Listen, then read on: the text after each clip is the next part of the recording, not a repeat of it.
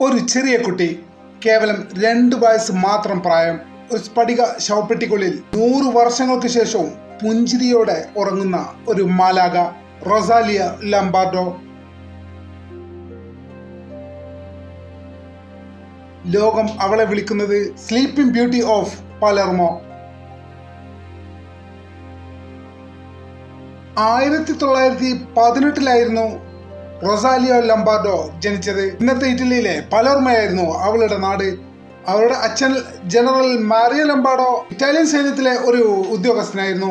സാധാരണ ജീവിതം നയിച്ചിരുന്ന ഒരു സാധാരണ കുടുംബം. ഏറ്റവും മനോഹരമായ പുഞ്ചിരിയുള്ള പിതാവിന്റെ ഏറെ പ്രിയപ്പെട്ട മകൾ അതായിരുന്നു റൊസാലിയ.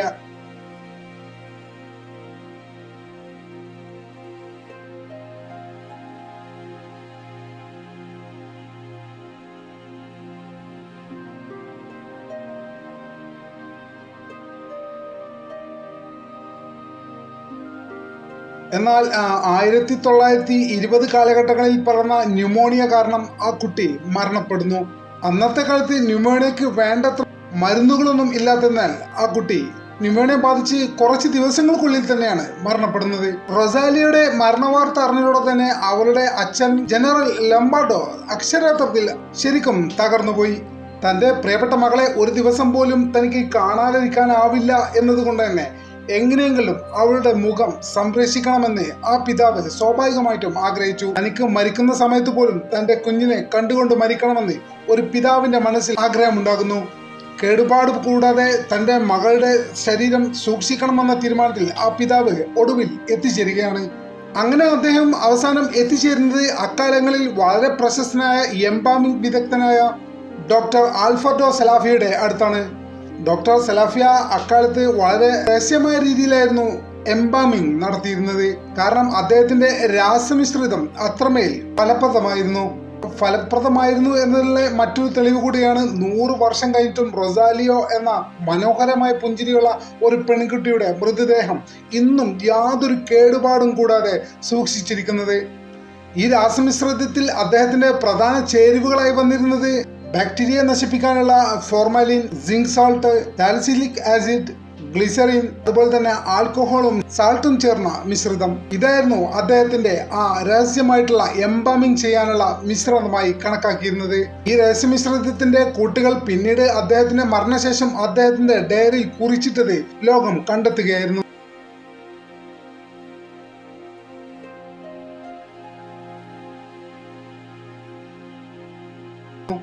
റൊസാലിയോ എന്ന ചെറിയ കുട്ടിയുടെ മൃതദേഹം എംബാം ചെയ്തതിനു ശേഷം കപ്പച്ചിൻ എന്ന സ്ഥലത്തായിരുന്നു.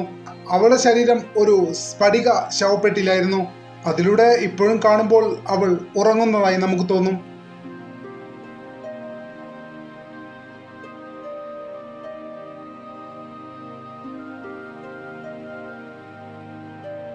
ഈ ശരീരം കണ്ട ചിലർ ആളുകൾ പറയുന്നത് ആ കുട്ടിയുടെ കണ്ണുകൾ ചില സമയങ്ങളിൽ അല്പം തുറന്നതായും അനുഭവപ്പെട്ടിട്ടുണ്ട് എന്ന രീതിയിലൊക്കെ ചില ആളുകൾ റിപ്പോർട്ടുകൾ എഴുതിയിട്ടുണ്ട്.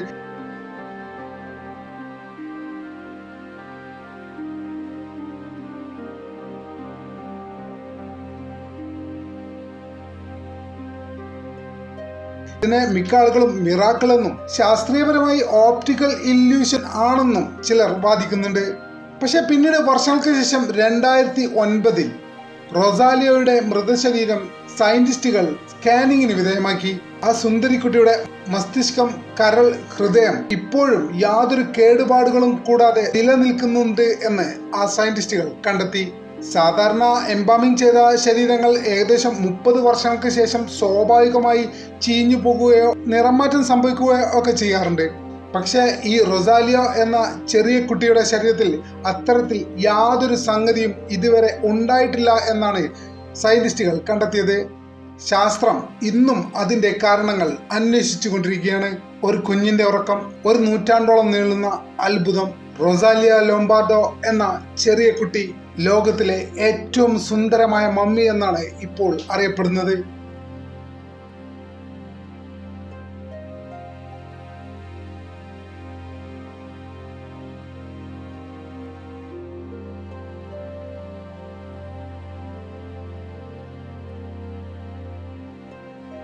ഓരോ വർഷവും ലോകത്തിന്റെ വിവിധ ഭാഗങ്ങളിൽ നിന്ന് 10,000-കണക്കിന് ആളുകളാണ് ആ സുന്ദരിക്കുട്ടിയെ കാണാനെത്തുന്നത്.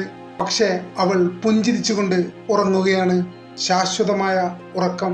ചിലർ അവളെ ശാസ്ത്രത്തിന്റെ അത്ഭുതമായി കാണുമ്പോൾ മിക്കവാറും ആളുകൾ അവളെ കാണുന്നത് ഒരു പിതാവിന്റെ സ്നേഹത്തിന്റെ അമൃതായി കൊണ്ടാണ്. തന്റെ 2ാം വയസ്സിൽ മരണപ്പെടേണ്ടി വന്നെങ്കിലും ആ മരണത്തെ പോലും തോൽപ്പിക്കുന്ന പുഞ്ചിരിയാണ് ഇന്നും റൊസാലിയോയുടെ മുഖത്തുള്ളത്.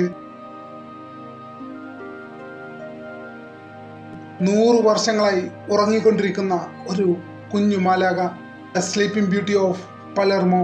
അവളെ കണ്ടവരെല്ലാം ചോദിക്കുന്നു, ആ കുട്ടി ഇപ്പോഴും ഉറങ്ങുകയാണോ എന്ന്. അത്രമേൽ സൗന്ദര്യമാണ് ആ കുട്ടിക്കും, അത്രമേൽ അത്ഭുതമാണ് ആ കുട്ടിയുടെ പുഞ്ചിരിക്കും, ആ കുട്ടിയുടെ ശരീരത്തിനും. അല്ലെങ്കിൽ അതാണ് അനന്തമായ നിശബ്ദതയുടെ സൗന്ദര്യം.